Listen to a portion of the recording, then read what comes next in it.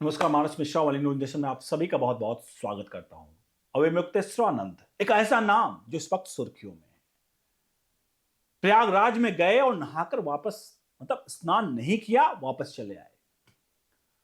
अविमुक्तेश्वरानंद योगी आदित्यनाथ के भक्त हैं कि गंगा मैया के भक्त हैं? ये शंकराचार्य साहब की जो आगे हम इस वीडियो में जो बात करने जा रहे हैं, आज आपके होश उड़ जाएंगे। और ये वीडियो कतई भी आप शेयर करेंगे, क्योंकि जो चीज मैं आपको दिखाने जा रहा हूं वो हिंदुस्तान में 2014 के बाद कई ऐसे लोग हैं जिनको योगी आदित्यनाथ ने कई लोग का नाम कालनेमी कह के उन्होंने संबोधित किया। कालनेमी उन्होंने शंकराचार्य को नहीं, मतलब अविमुक्तेश्वरानंद को नहीं कहा है, लेकिन अविमुक्तेश्वरानंद ने क्या कहा है आपको दिखाएंगे। क्योंकि अविमुक्तेश्वरानंद उत्तर प्रदेश के मुख्यमंत्री योगी आदित्यनाथ सनातन और सनातन विरोधियों के साथ क्या हाथ मिलाकर काम कर रहे हैं, आज इस वीडियो में पता चल जाएगा। अनुरोध करेंगे इस वीडियो के कमेंट बॉक्स में आपकी राय प्रतिक्रिया जरूर आनी चाहिए और वीडियो को लाइक शेयर जरूर करिएगा। ये अविमुक्तेश्वरानंद के आगे हम कुछ चीजें बताते हैं। ये अविमुक्तेश्वरानंद जो कि गंगा स्नान के लिए गए थे, कहां पर आपको पता है ना, गए थे प्रयागराज। अब सबसे बड़ा सवाल यह है कि जब संगम पे जा रहे थे और संगम पे इनको रोका गया, तो आप खुद बताइए, कोई व्यक्ति कहीं स्नान के लिए जाता है और वहां से वो बिना स्नान किए वापस आता है, जबकि उनको सिर्फ ये कहा गया था कि पालकी से आप जाकर स्नान करिए। सनातन धर्म में कहीं नहीं लिखा है कि ये शाही स्नान जो इस माघ मेले में शाही स्नान आप करोगे पालकी पर जाकर के। जब प्रशासन ने आपको रोका तो चलिए, प्रशासन की गलती थी, लेकिन आप गंगा स्नान करके नहीं आए, ये आपने सनातन का अपमान किया। आप गंगा स्नान करके आते, कहते मैं मां गंगे का भक्त हूं, प्रयागराज में आया हूं, माघ मेला है, ऐसे मैं स्नान करके जाऊंगा। योगी आदित्यनाथ के कहने पर या इसको कहने पे मैं पैदल जाऊंगा, कैसे भी करके मैं पहुंचूंगा और गंगा स्नान करके आऊंगा, क्योंकि मैं सनातनी हूं। अगर राजनीति करनी थी तो स्नान करके आते ना, राजनीति करते। योगी आदित्यनाथ को मैसेज दे रहे थे या उन लोगों को मैसेज दे रहे थे जो सनातनी नहीं है, जो मां गंगा के खिलाफ कई अब शब्दावली का प्रयोग कर चुके हैं। अखिलेश यादव के लिए आप बैटिंग करते हो, लेकिन आप बता दें योगी आदित्यनाथ के लिए किन शब्दावली का इस्तेमाल किया है अविमुक्तेश्वरानंद ने?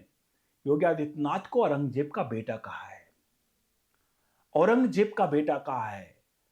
किस तरह की भाव शब्दावली का प्रयोग किया जा रहा है यहां पर। अविमुक्तेश्वरानंद ने योगी आदित्यनाथ को हुमायूं का बेटा अकबर कहा है, और बहुत सारे नाम लिए हैं। अकबर नहीं से उदाहरण था कि वो औरंगजेब है, ये है फलाना ढमका, बहुत सारी चीजें कही।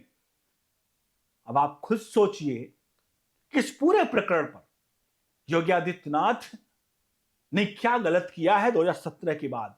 इतना खुन्नस क्यों भाई? बैटिंग कर रहे हो अखिलेश यादव के लिए। वो अखिलेश यादव, आप जरा सोचिएगा, वो अखिलेश यादव जिनके पिता ने गोलियां चलवाई, वो अखिलेश यादव राम मंदिर का निर्माण हो गया, राम मंदिर के दर्शन नहीं करने गए। ये वही शंकराचार्य हैं जो राम मंदिर और विपक्ष की तरफ से बैटिंग कर रहे हैं।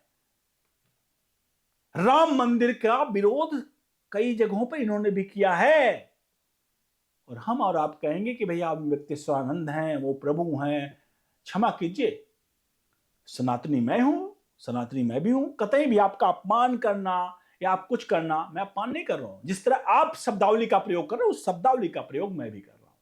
अब आप इसमें मुझे बीजेपी और एसएस का ठप्पा लगा दो, तो आपके जो है आपकी डिक्शनरी के शब्द हैं कि मैं बीजेपी आरएसएस का हूं, मैं एक सनातनी हूं। ऐसे में मैं कभी भी यह नहीं करता कि मुझे अगर गंगा स्नान के लिए सिर्फ मुझे पालकी पर बैठ करके जाने के लिए मना किया था और कहा जाता आप पैदल जाओ, तो मैं एक बार उस प्रशासन का विरोध मान लीजिए करता, लेकिन फिर भी मैं बिना गंगा स्नान करके संगम से माघ मेले में संगम नूस से 50 मीटर की दूरी पर, जहां मैं हफ्ते पर धरने पर बैठता हूं, बिना स्नान किए नहीं वापस आता। और अगर ये स्नान करके नहीं वापस आए, समझ रहे हो आप क्या है?